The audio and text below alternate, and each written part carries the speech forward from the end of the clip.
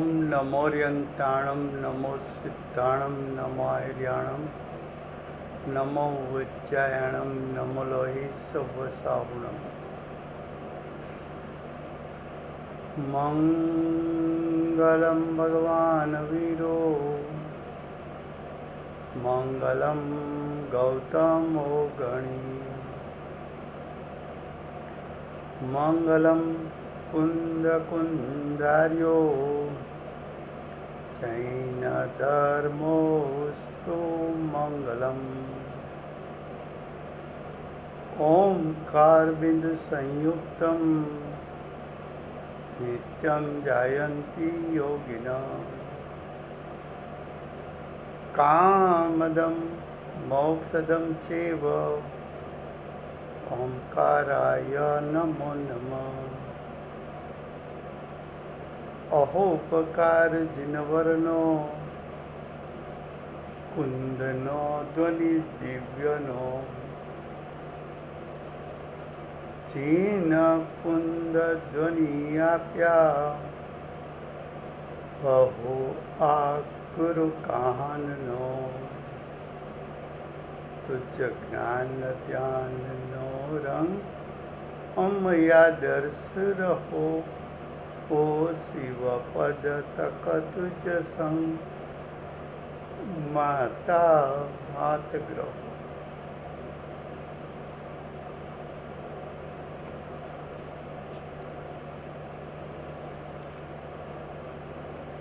ये जैन सिद्धांत प्रवेशिका है।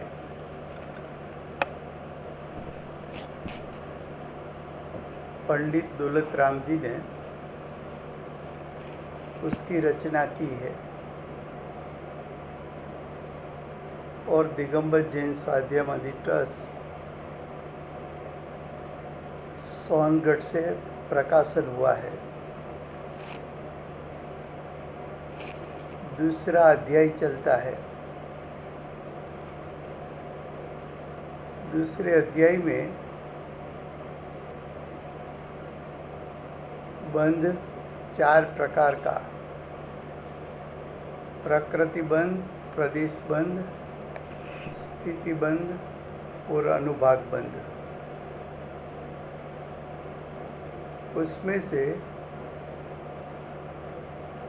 प्रकृति बंध का विषय चलता है।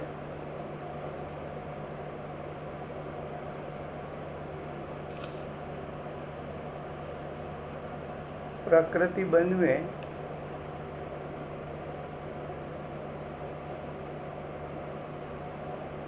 घाती कर्म और अघाती कर्म 2 प्रकार की कर्म की प्रकृति है।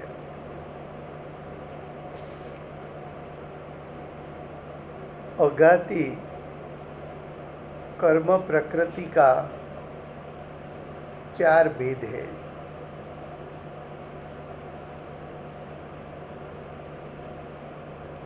वेदनीय, आयु, नाम और गोत्र। उसमें से नाम कर्म का विषय चलता है। नाम कर्म की 93 भेद है। उसमें से 40 भेद का वर्णन हुआ है।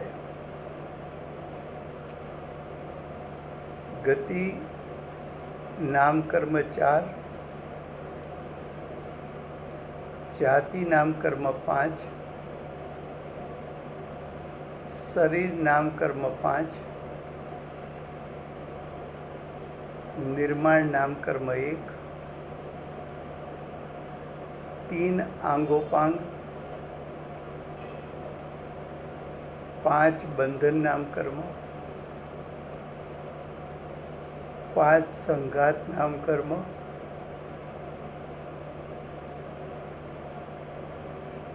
6 संस्थान नाम कर्म और 6 सहनन नाम कर्म। यहाँ तक विषय चला है। अब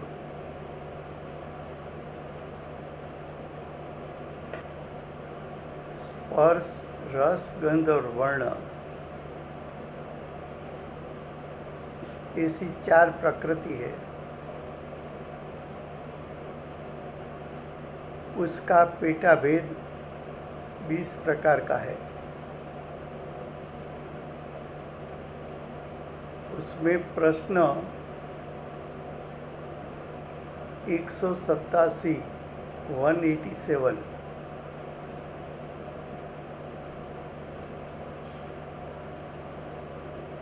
वर्ण नाम कर्म किसको कहते हैं?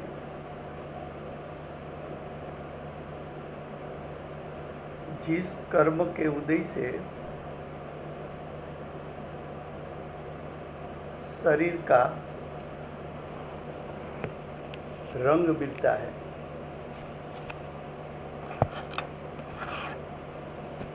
जो वर्ण नाम कर्म पूर्व भव में बांधा था,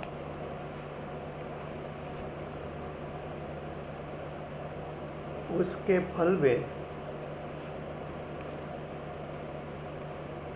वर्तमान शरीर का रंग मिलता है।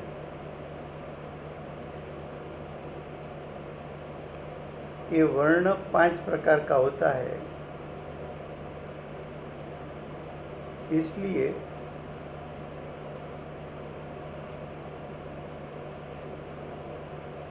उसका प्रकार 5 होता है।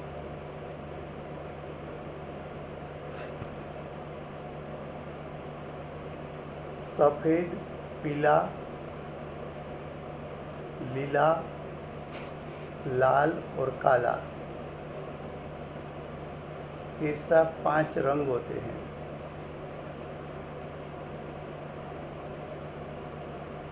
तो शरीर को जो रंग मिलता है वो बच्चा जैसा नाम कर्म बांध के आया है वैसा उसको रंग मिलने वाला है।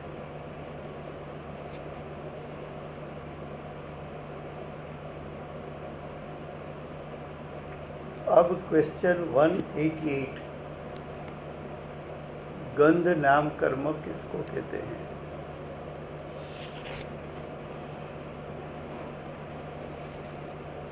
तो गंध नाम कर्म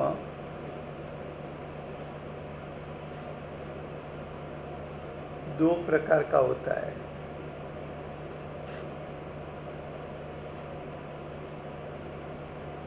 सुगंध और दुर्गंध।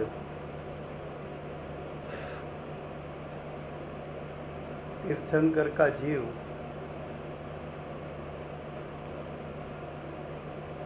जन्म लेता है, उसका शरीर सुगंधी होता है।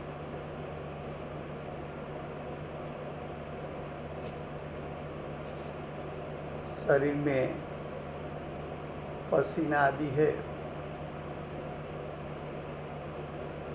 उसकी गंध यानी दुर्गंध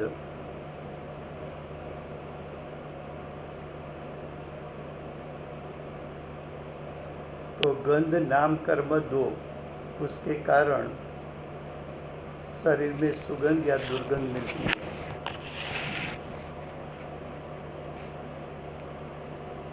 क्वेश्चन 189, रस नाम कर्म। तो शरीर में भिन्न भिन्न प्रकार का रस है।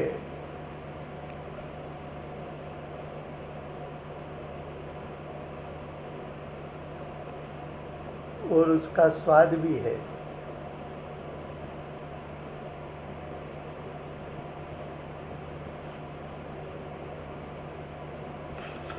तो ये रस नाम कर्म का 5 भेद होता है।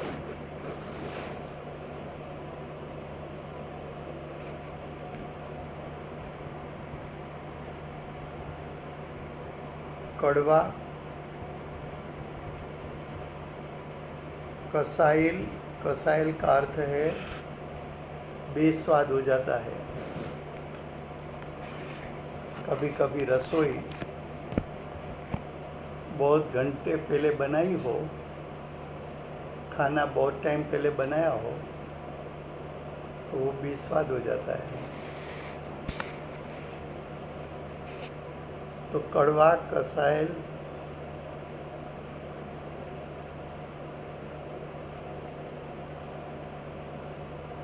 तीखा, मीठा, खट्टा, जो विविध रस है और शरीर के जो रस है, पसीना है, ब्लड है, परु है, सबका अपना अपना स्वाद होता है। और रस नाम कर्म के उदय के कारण मिलता है।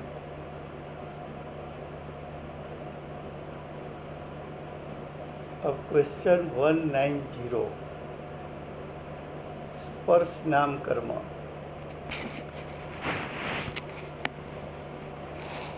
स्पर्श नाम कर्म है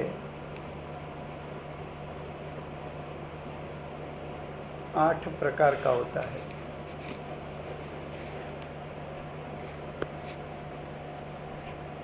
आठ प्रकार में शरीर शीत हो, शरीर उष्ण हो, शरीर हल्का हो, शरीर भारी हो,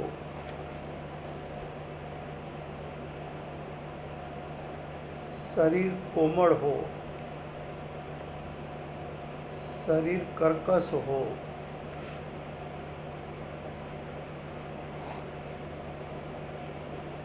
शरीर स्निग्ध हो और शरीर सूखा हुआ, जो चमड़ी ड्राई हो जाती है।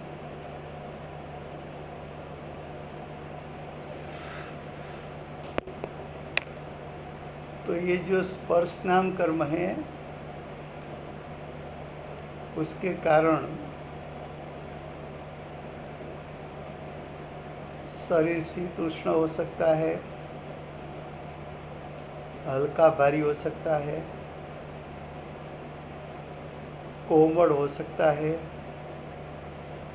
कर्कश हो सकता है, स्निग्ध हो सकता है, सूखा हो सकता है। तो जो वर्ण, गंध, रस और स्पर्श, उसकी 20 प्रकार की पर्याय है।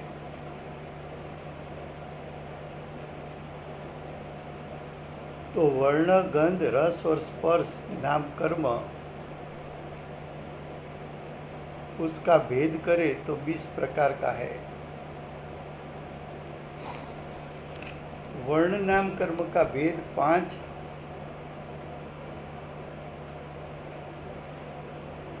गंध नाम कर्म के भेद 2, रस नाम कर्म के भेद 5, स्पर्श नाम कर्म के भेद 8 प्रकार का है।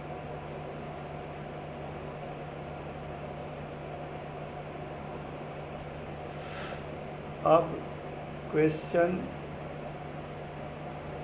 91,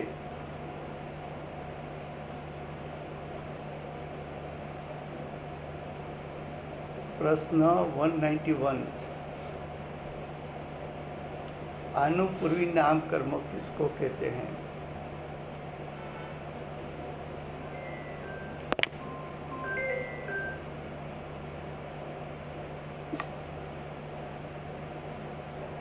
ये जो आनुपूर्वी कर्म है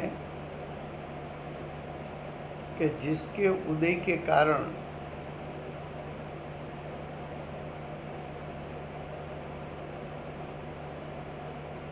आत्मा का क्षेत्र यानी आत्मा का प्रदेश मरने के बाद और नया जन्म पहले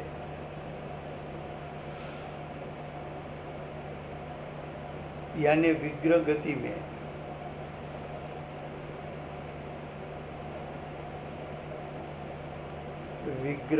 में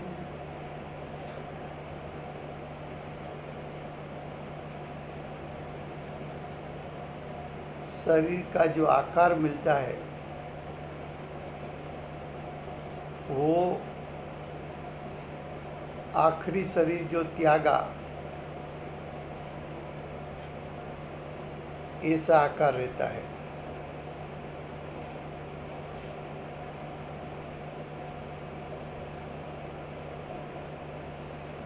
कैसे? हम मनुष्य गति में है और ये मनुष्य गति का देह छोड़ दिया,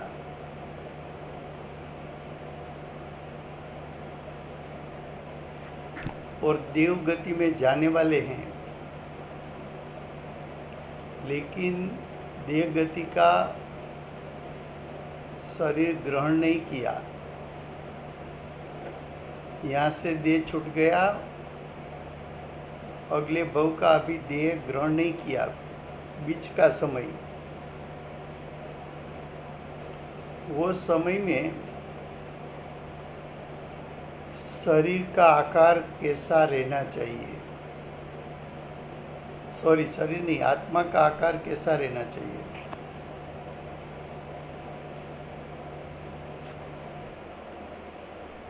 तो जो आखिरी शरीर छोड़ा था ऐसा आकार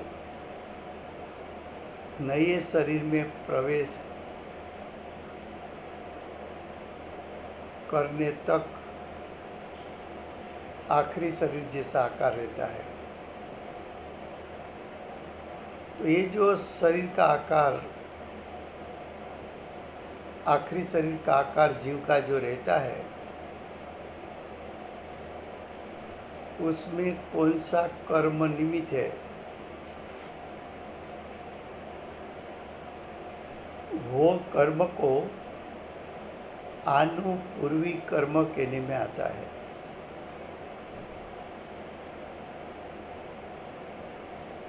गति 4 है,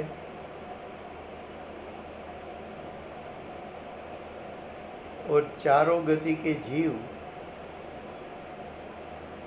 देह का त्याग करते हैं।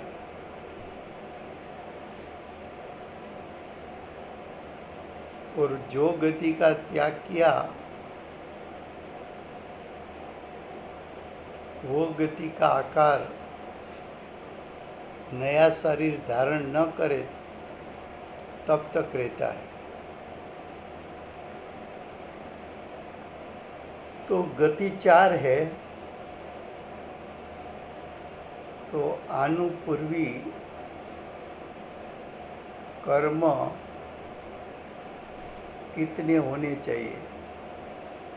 तो कि आनुपूर्वी कर्म वो भी 4 रहना चाहिए, 4 होना चाहिए।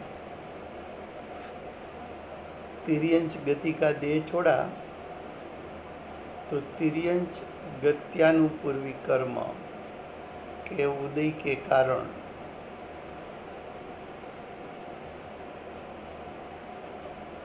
तिर्यंच का जीव नई गति धारण नहीं करेगा तब तक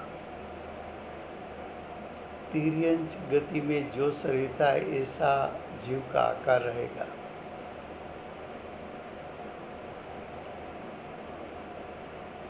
नरक गति का त्याग किया तो नरक गत्यानुपूर्वी कर्म का उदय हुआ। वो उदय के कारण नारकी के शरीर का आकार जीव को था, वो आकार नया शरीर जब तक जीव धारण नहीं करेगा तब तक रहेगा।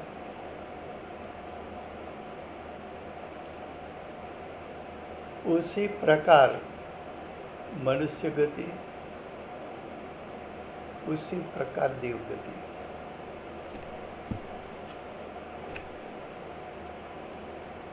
अब क्वेश्चन 192 अगुरु लघु नाम कर्म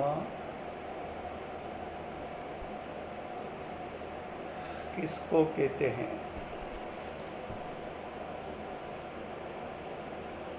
अगुरु लघु शब्द 3 स्थान पर प्रयोग होता है।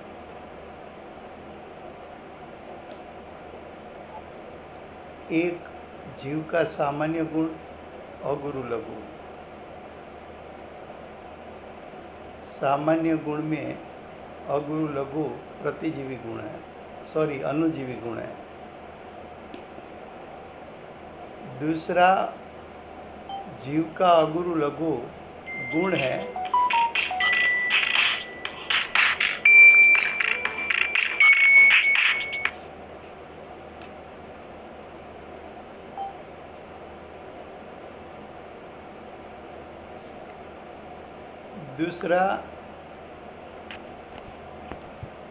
फिर से अगुरु लघु शब्द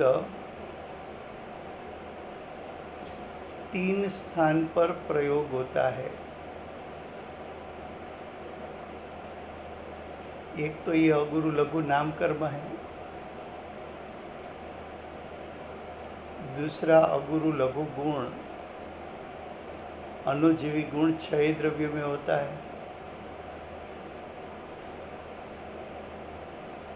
तीसरा, अगुरु लघु गुण जीव का प्रतिजीवी गुण। तो जीव में एक अनुजीवी गुण भी अगुरु लघु है और एक प्रतिजीवी गुण भी अगुरु लघु है।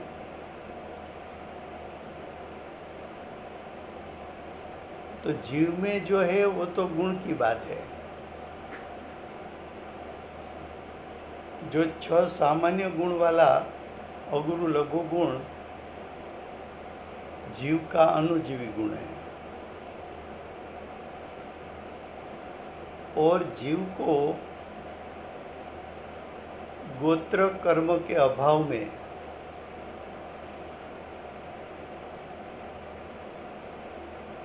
अगुरु लघु गुण की प्रकटता होती है। वो अगुरु लघु गुण जीव का है लेकिन प्रतिजीवी गुण है।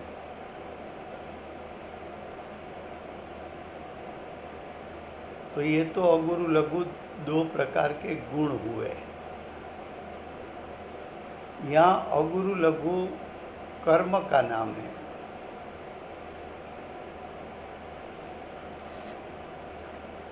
अगुरु लघु नाम कर्म नाम कर्म की प्रकृति का भेद है।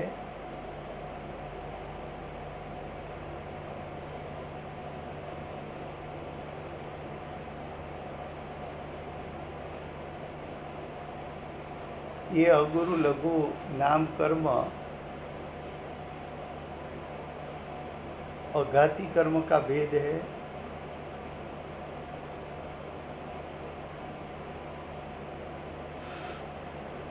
ये अगुरु लघु कोई गुण नहीं है।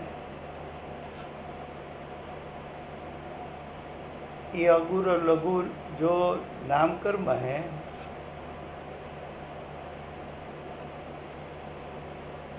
उसके उदय में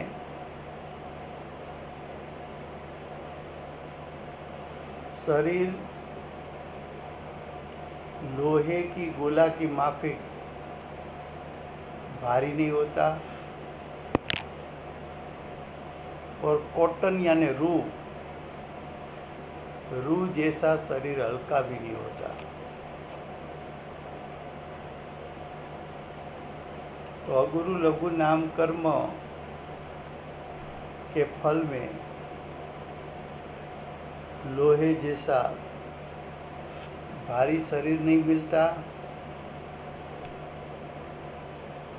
और हवा में उठ जाए ऐसा हल्का शरीर भी नहीं मिलता।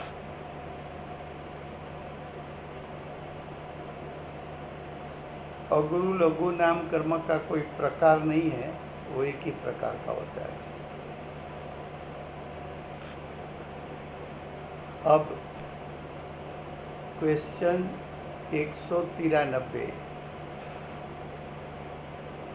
उपघात नाम कर्म किसको कहते हैं?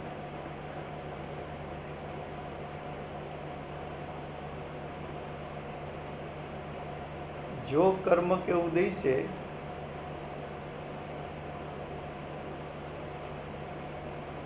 अपना घात ही करने वाला अंग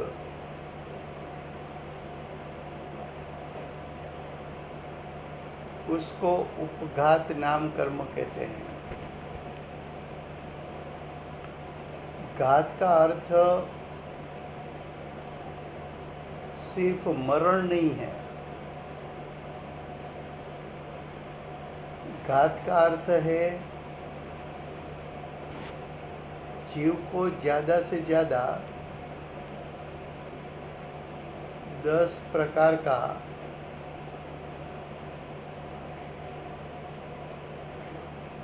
द्रव्य प्राण होता है।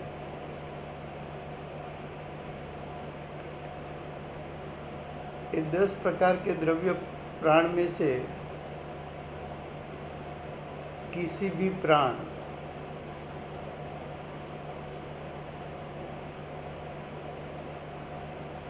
उसको दुख देना, यानी किसी भी प्राण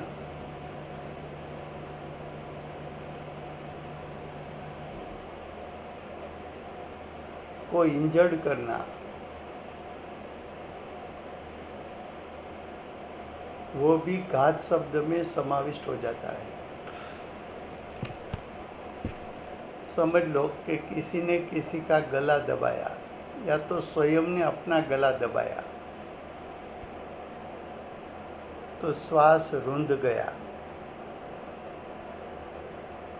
उसको भी घात कहते हैं, चाहे वो जीव मर जाए कि या ना मरे। तो 10 प्रकार के प्राण, उसमें 5 इंद्री,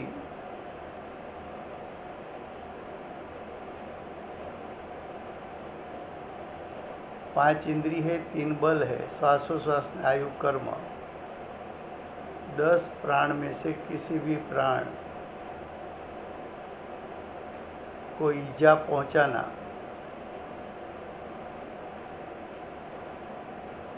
उसको घात कहते हैं। तो कुछ जीव ऐसे होते हैं जिसको जो शरीर मिला है उसमें ऐसा अंग हो कि स्वयं के 10 प्रकार के प्राण को ईजा पहुंचा सके, 10 प्रकार के प्राण को इंजर्ड कर सके। जैसे कि सिंह है, बाघ है, उसके पंजे में नख है और नख के माध्यम से स्वयं का शरीर की चमड़ी फाड़ सकता है।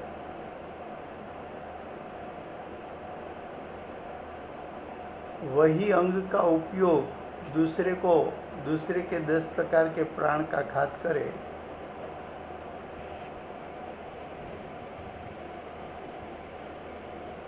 तो वो परघात नाम कर्म कहने में आता है। परघात के लिए दूसरा दृष्टांत, वन जंगल में जंगली गाय होती है,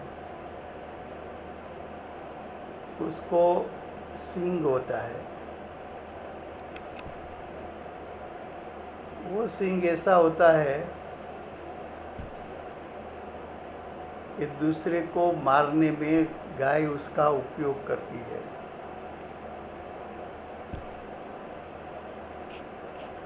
तो गाय को मिला हुआ सींग कि जिसके माध्यम से दूसरे जीव के 10 प्रकार के प्राण को इंजर्ड कर सके,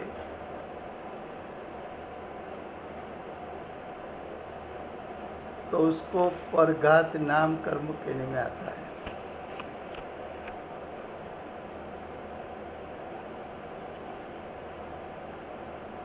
अंग और उपांग दो में से कोई ऐसा मिले कि जिसके माध्यम से दूसरे के प्राण को इजाग्रस्त कर सके। क्वेश्चन 195।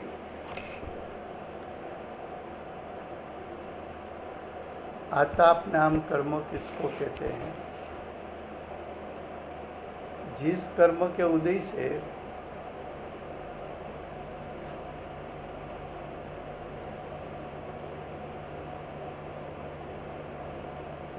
सूर्य का प्रतिबिंब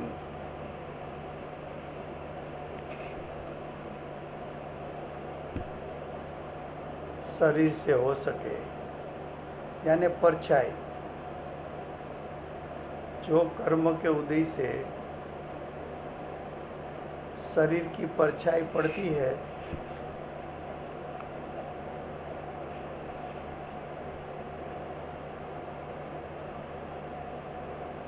उसको आताप नाम कर्म कहते हैं।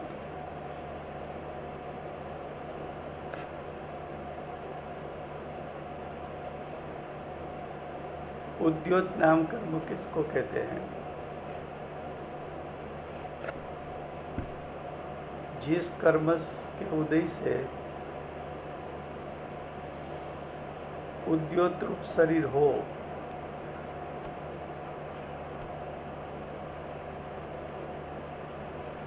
क्वेश्चन 197। विहायोगति नाम कर्म किसको कहते हैं? जो विहो या गति नाम कर्म है,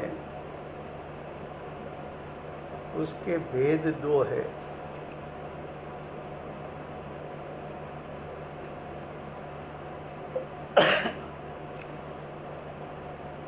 ये जो गति होती है वो आकाश गमन होता है।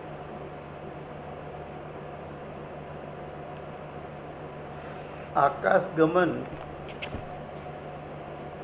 दो कार्य के लिए हो सकता है, शुभ कार्य के लिए, अशुभ कार्य के लिए। अगर गति शुभ कार्य के लिए आकाश गमन करे तो जिस कर्म के उदय से शुभ कार्य के लिए के आकाश गमन हो, तो उसको शुभ विहो या गति कहने में आता है। शुभ विहा योग गति कहने में आता है। अगर जिस कर्म के उदय से आकाश गमन अशुभ कार्य के लिए हो, तो उसको अशुभ विहा योग गति कहने में आता है।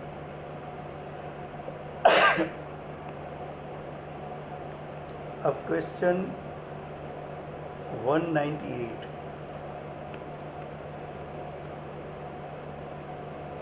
उच्छ्वास नाम कर्म किसको कहते हैं?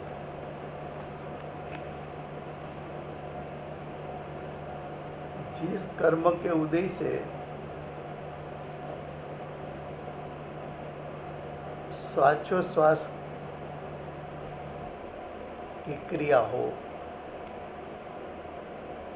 तो देखो श्वासोच्छ्वास है, शरीर की क्रिया है। वो शरीर की क्रिया क्यों कही? तो कि नाम कर्म का कार्य है शरीर की रचना करना।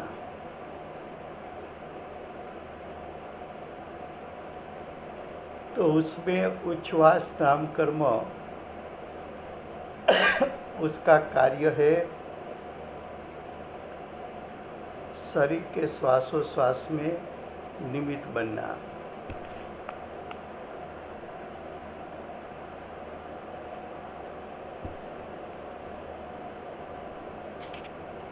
अब जो कर्म की बात आएगी उसमें दो दो कर्म साथ में आएंगे। जैसे कि रस नाम कर्म, स्थावर नाम कर्म, पर्याप्ति कर्म, अपर्याप्ति कर्म, ऐसे जोड़ रूप दो दो कर्म आएंगे। त्रस नाम कर्म, तो त्रस नाम कर्म के उदय से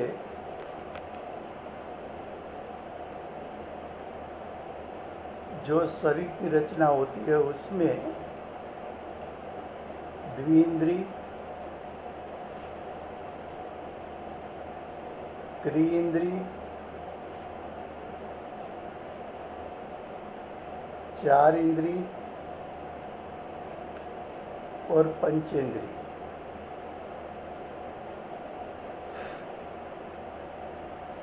त्रस नाम कर्म के उदय से जीव को संयोग में दो इंद्री, तीन इंद्री, चार इंद्री और पंचेंद्री मिलती है। अब स्थावर नाम कर्म,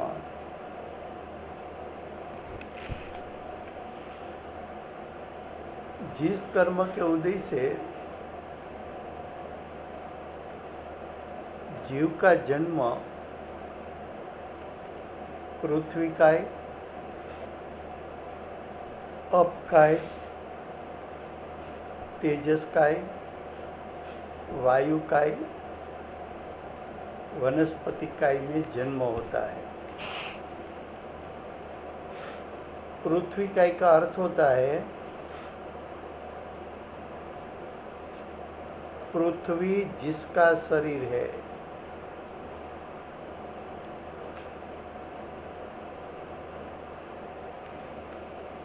अपकाय उसका अर्थ है पानी जिसका शरीर है।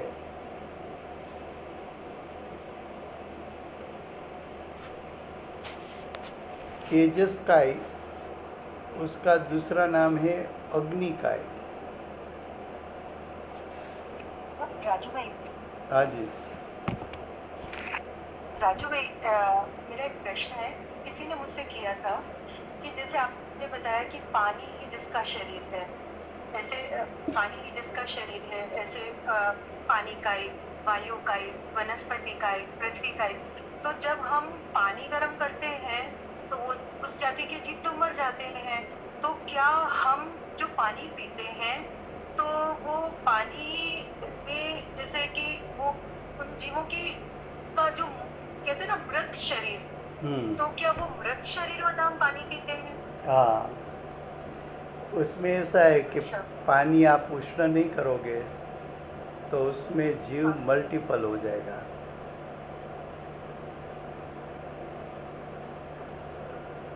कच्चा कैसे? पानी कैसे है, बताइए। कच्चा पानी है तो उसमें से और जीव उत्पन्न होते ही रहेंगे। तो जो जीव प्रथम समय में है, दूसरे समय, तीसरे समय बढ़ते जाएंगे। उष्ण करने के बाद उसमें नए जीव का जन्म नहीं होगा।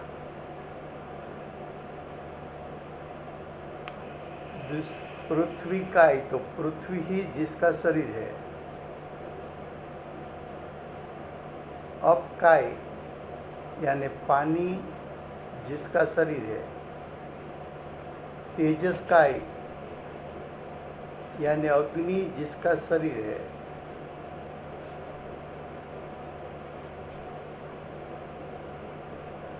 वायु काय, तो वायु जिसका शरीर है। वनस्पति काय, तो वनस्पति जिसका शरीर है।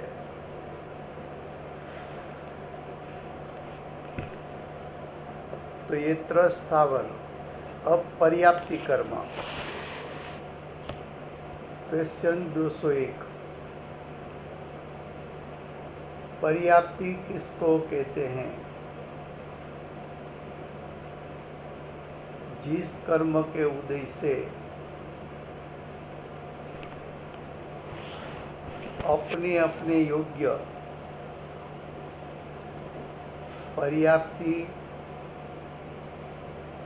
पूर्ण हो,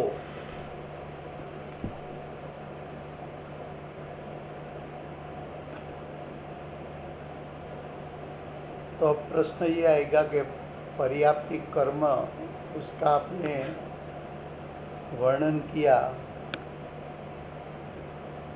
कि जो पर्याप्ति कर्म हैं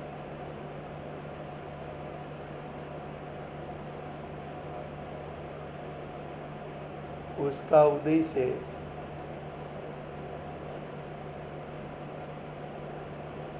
अपने अपने योग्य पर्याप्ति पूर्ण हो। अपने अपने ऐसा क्यों लिखा?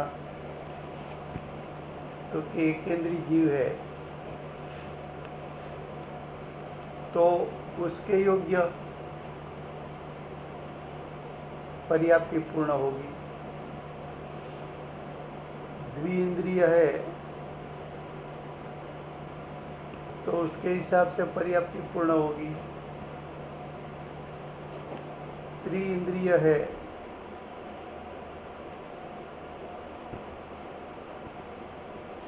तो उसके योग्य पर्याप्ति पूरी होगी। 4 इंद्रिय है तो उसके योग्य पर्याप्ति पूर्ण होगी, ऐसा समझना।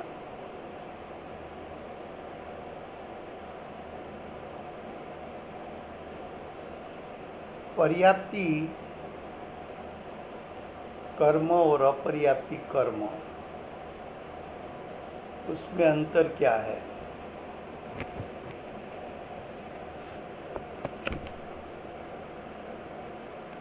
तो कि किसी जीव की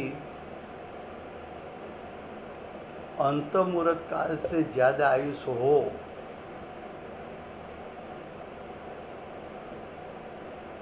उसको अपने अपने योग्य पर्याप्ति पूर्ण होती है। लेकिन जिसका जन्म अंतमुहूर्त काल से कम हो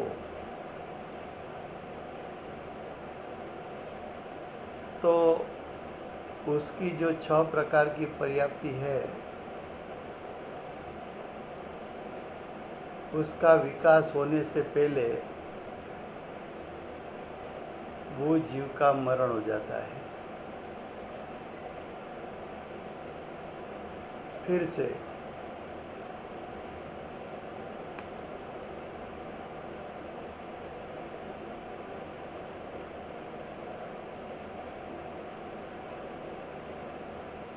पर्याप्ति का अर्थ है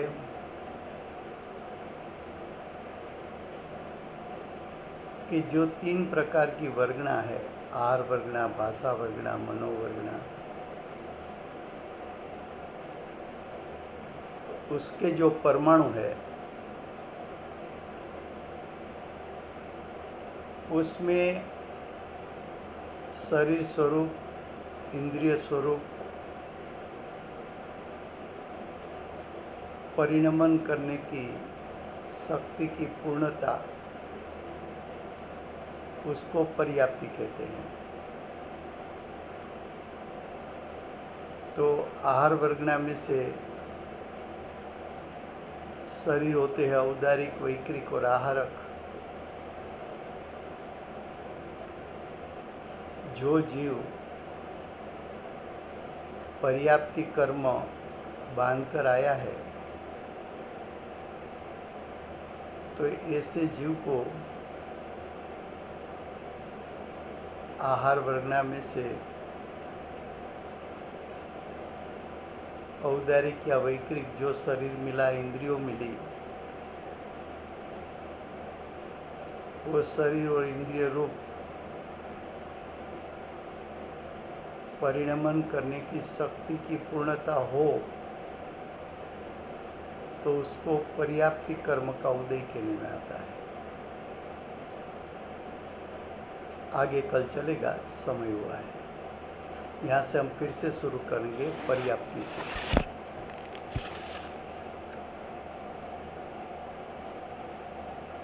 वर्तमान 24 आखरी तीर्थंकर दिव्य ध्वनिना दातार बाल ब्रह्मचारी महावीर भगवाननो जय हो। महाविद्य क्षेत्रे बिराजता प्रथम तीर्थंकर धर्म धुरंधर अनंत चतुष्टय के धारक दिव्य ध्वनि के दातार हमारे शासन उपकारी श्री सिमंदर भगवान की जय हो।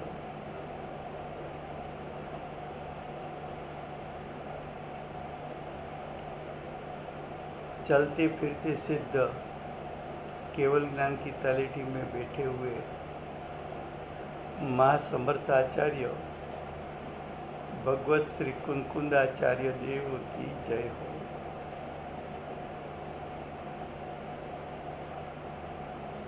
साक्षात उपकारी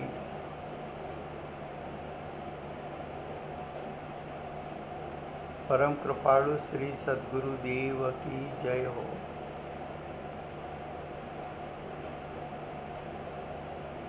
पूज्य गुरुदेव के शिष्य में शिरोमणि प्रसन्न मूर्ति भगवती मात की जय हो। सम्यक दर्शन में की प्राप्ति में निमित्त रूप छिनवाणी मात की जय हो। पूज्य गुरुदेव और माता जी की साधना भूमि स्वर्णपुरी धाम की जय हो।